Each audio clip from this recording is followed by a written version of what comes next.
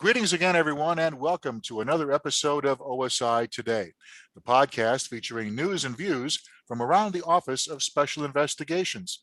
I'm Wayne Amon from OSI Public Affairs, and in this edition, we continue our special series, My OSI Journey, which showcases the diversity and inclusion of our command-wide members. And today, I'm very pleased to be joined by the commander of OSI Region 6, headquartered in Hawaii, Colonel Benjamin Hatch. Colonel, welcome aboard. Great to have you with us, and aloha. Aloha, sir. Thank you so much for welcoming me to this important podcast where I have a chance to kind of talk about my experience with OSI and the Air Force. Yes, sir. And before we dive into some of the meat and potato questions here, I was perusing your biography that your folks graciously sent our way before we began this podcast. And I noticed that you have such an eclectic background in your military career, and it began in kind of an unusual way from most folks in the military, in that you began as an enlisted troop and then crossed over into the officer ranks. Can you kind of spin up our listeners as to how that all came about for you? So, because it's a very interesting story, I think. Yeah, absolutely, Lane, and I appreciate the question. I grew up in New England, and from a very early age, I was driven to the military and having an opportunity for service. I enlisted in the Air Force. I had spent a few years as a Civil Air Patrol cadet and had earned my Bailey Mitchell Award, which gave me 2 stripes coming into the Air Force. I thought that was pretty awesome. Oh, yeah, yeah.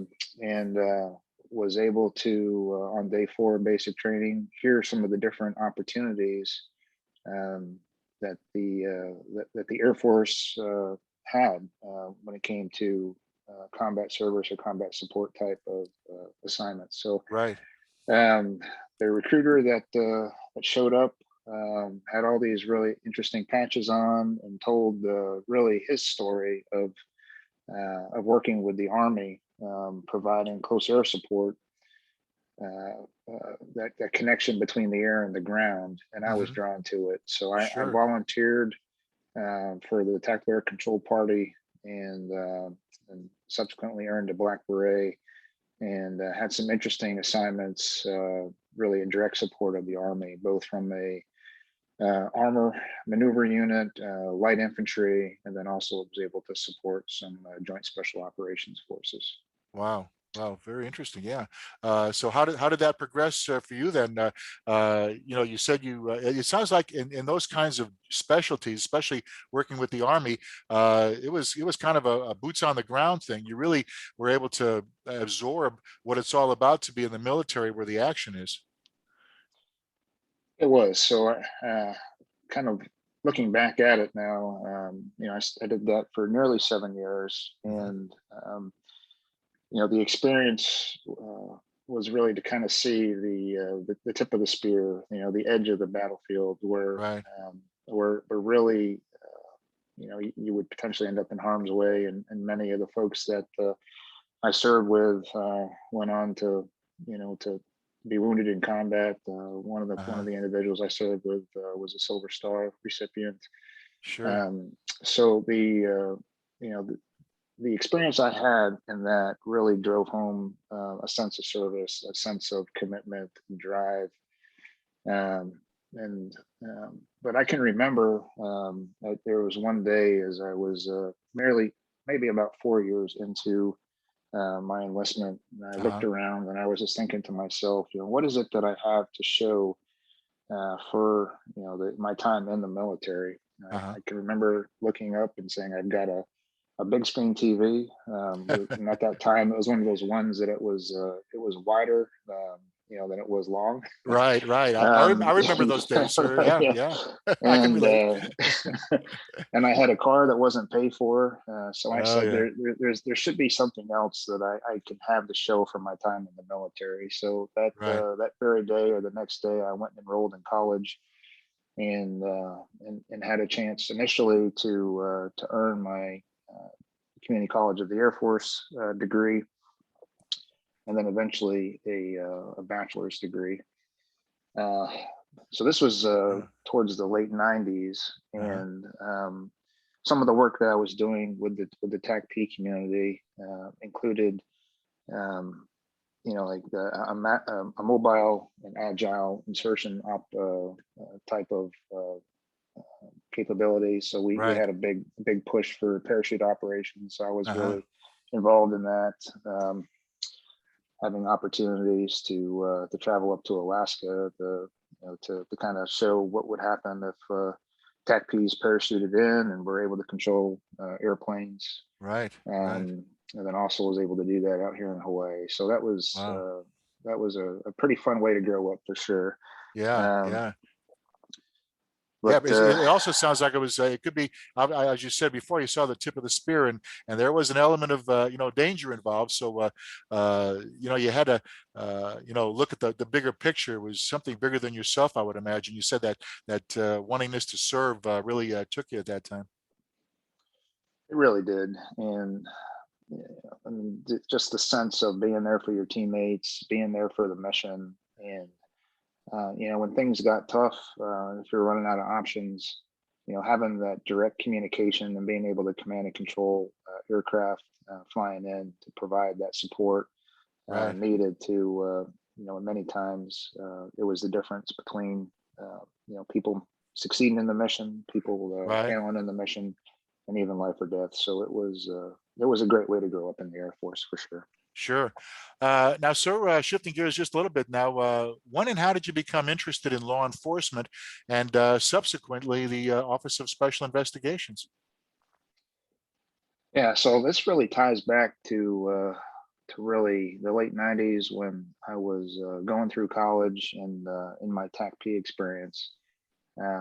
So at the time, I was initially interested in trying to help people. So was thinking maybe I could become a counselor, or maybe I could, pursue psychotherapy, something like that, just to really be involved with people and kind of help them through their problems. So I did an internship as a child abuse and neglect caseworker. So helping support, the direct involvement with families that were having some challenges, and some children that really weren't being taken care of in the way that we'd want the children to be taken care of. Right. And what I found through that experience was that not everybody wanted to change for the better. Not every family understood that what they were doing was wrong, or was hurtful for children. And so I started thinking, like, is there another way to really help families? If they're not willing to change or not willing to really help themselves out of the situation. Uh, and it's just kind of these thoughts were going through my mind at the same time. Um, we had an OSI request come in to the TACP community for some support controlling the AC-130 gunship, using some of the capabilities on that gunship to support the OSI mission. So I was really intrigued. Like, why are these? At the time it was, really a, you know, criminal investigators. These cops. Like, why are they interested in a capability like the AC-130? So that got me interested um, in the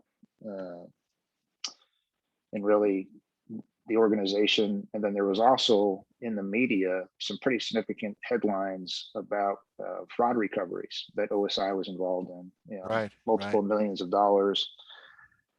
So this all was kind of coming together at the same time. And then I had a really good run as a TACP. I had a great supervisor, Staff Sergeant John Buenaventura, Tech Sergeant Ed Uhas, who recognized, I think, something in me that maybe I didn't even see in myself.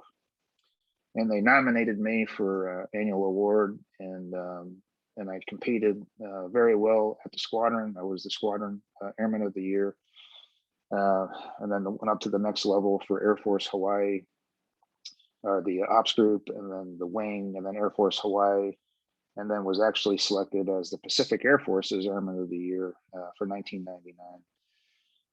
So at the time, I had won this big award. I was finishing up college. I had all these interesting kind of tidbits come in about OSI and different components of the OSI mission. and I just said, I got to do more of this. This kind of aligns with with what I thought my career goals would be, about wanting to help out children, wanting to help out families in need. And it Right, just seemed like right, a perfect match. So I applied to OSI as part of the commissioning program, and was picked up for for OSI special agent duty as an officer. So I was right. a direct commission selection as a second lieutenant. Wow, an amazing story, that's for sure, Colonel. Now, fast forward just a little bit. Were there any challenges that you faced once you joined OSI, and how did you overcome them, if there were some significant challenges for you? Well, there definitely was some challenges kind of working through with like a little bit of the culture change, right? I mean, I went from uh, wearing a uniform every day to wearing a suit and tie, so that was a little bit of an adjustment. And then Had to expand that wardrobe just a little bit. I really didn't have one, so it was a big transition, Right. and then coupled with just becoming a leader for the first time, when I had had such a support role as an informal leader or as an NCO, helping manage things, helping drive mission success. But now, I was put in positions where I was responsible for others and responsible for the mission. So in OSI, we really do value experience. We value, and what that equates to mostly is valuing competence. So I worked with some really solid, experienced people, and they were of lower rank than me. I mean, they were many times, E5s or E6, and here I was as a second lieutenant, thinking that I would be in charge, but Uh-huh. they had the experience, so I listened to Yeah. them, and I listened to what they had to offer, and learned. In doing so, I think really set me on a path for understanding the value of the team and understanding the value of the contributions of our team members. Right, right. It And sounds almost like, excuse me, sir, for interrupting, but it sounds like, yeah, you subscribe to the notion that, knowledge is indeed power, and is valued very much, especially in OSI. in OSI, we give a lot of respect to the things that and the skills that you bring, and I think that is one of the reasons why we have embraced diversity, why we embrace being inclusive, is because we realize that there's not one person, there's not one type of person that is a good fit for OSI. It is really that collection of diverse skills and experiences, and really folks that come from different places, different walks of life, you know, and can bring and contribute in these different ways that enable us to be more effective. Oh, very, very true. No doubt about that, Colonel. Shifting gears just a little bit, who or what inspires you to do your best in OSI? I guess especially now that you're a region commander. Yeah, I mean, as I kind of look around the region out here, I mean, we cover 52% of the world, and we have had a national defense strategy that's put the Indo-Pacific theater as the priority for the Department of Defense. It's understanding that if we don't get after the mission, if we don't get after the priorities, if we don't deliver the OSI we need, then we may lose, right? If we don't accelerate change in a way that we need to be successful, that we could lose. So I'm inspired by an understanding of what's at stake, and then what that means for the people that's within the command, that they need the support, that they need the training, the resourcing, the equipment necessary to get after the mission, to do the things that only we as OSI professionals can do.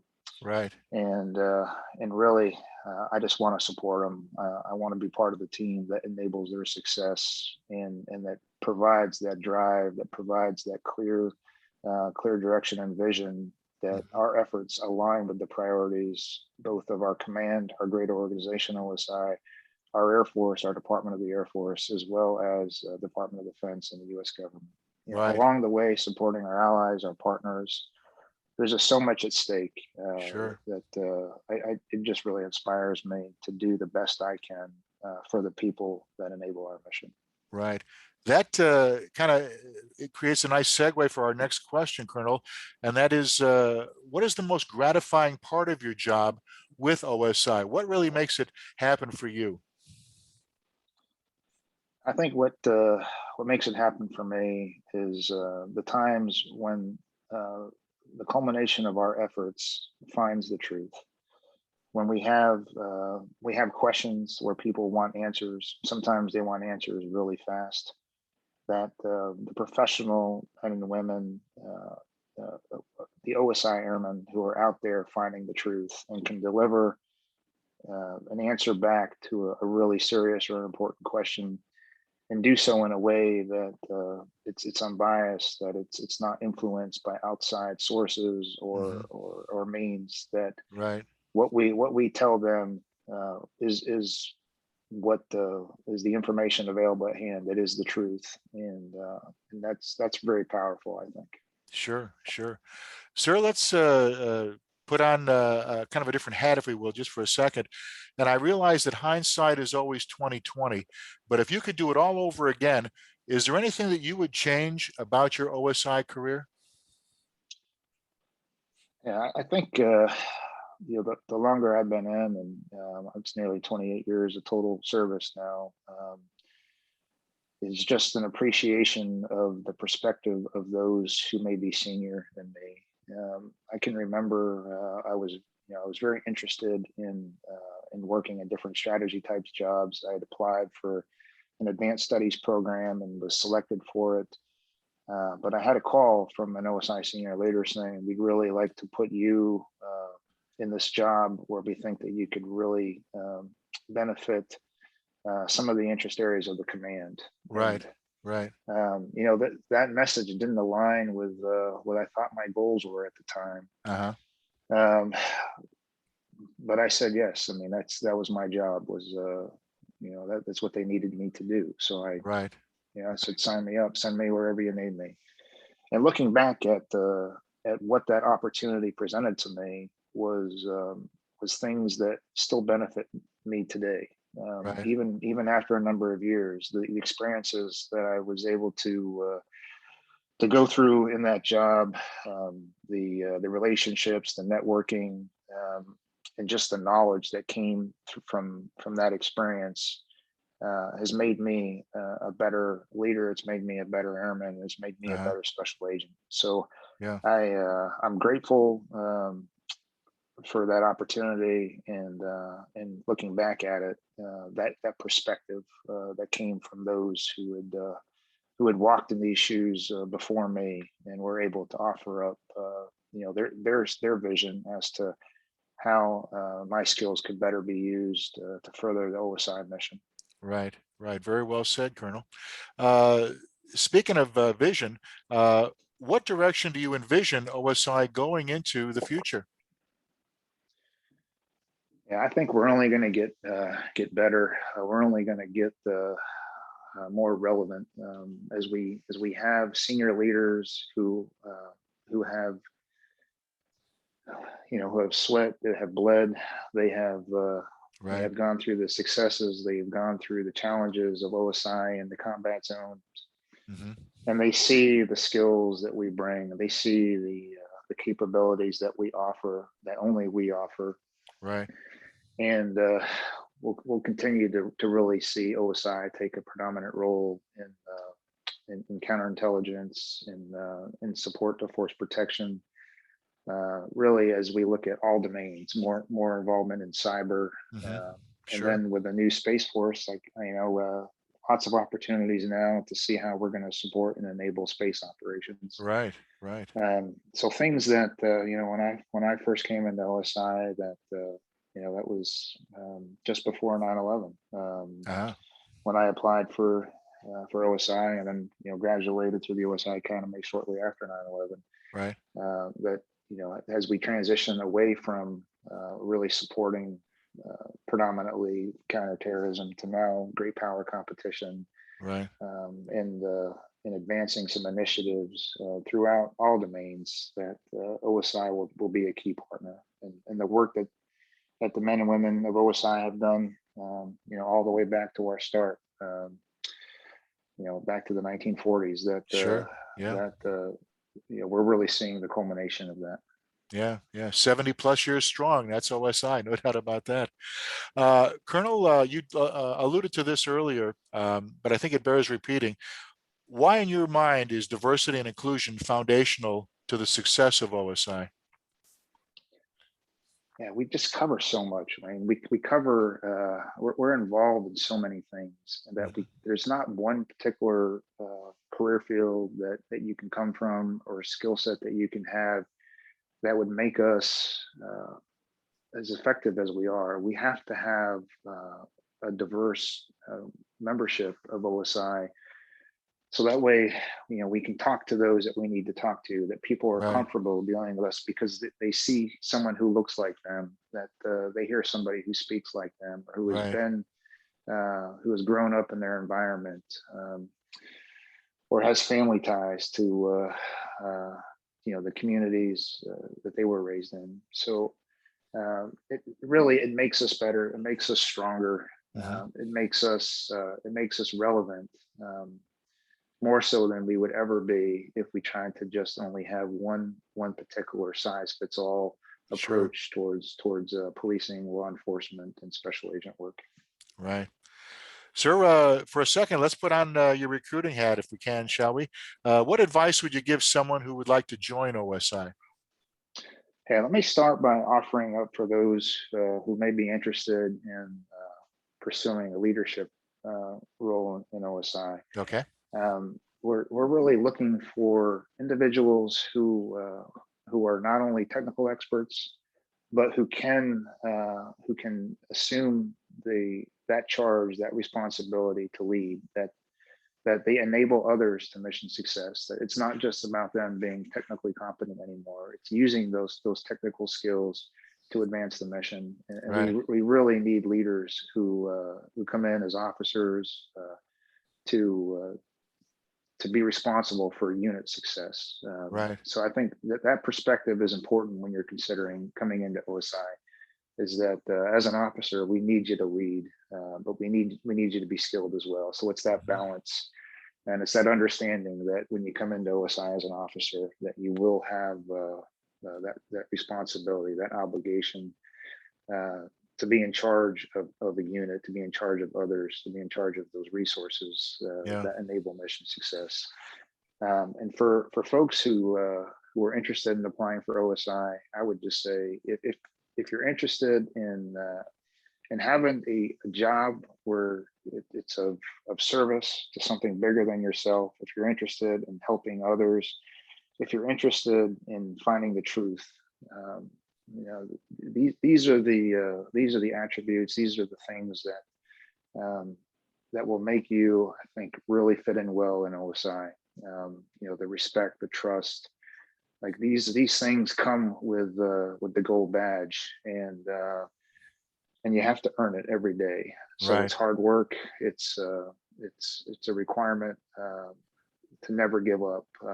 It's to continue with a mission in a way that at the end of the day you can say I did all I could do in furtherance of this problem, in furtherance of this challenge or this opportunity. So it's that type of person that we're looking to have in OSI. The self starters, the individuals who want to contribute to team success.